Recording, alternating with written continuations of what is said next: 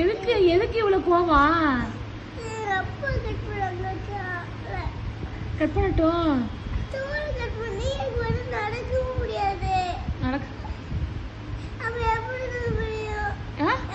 தூக்க மாட்டாங்க.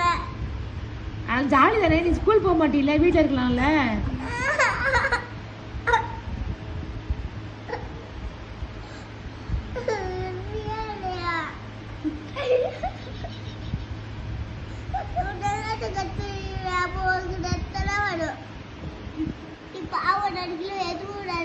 காலை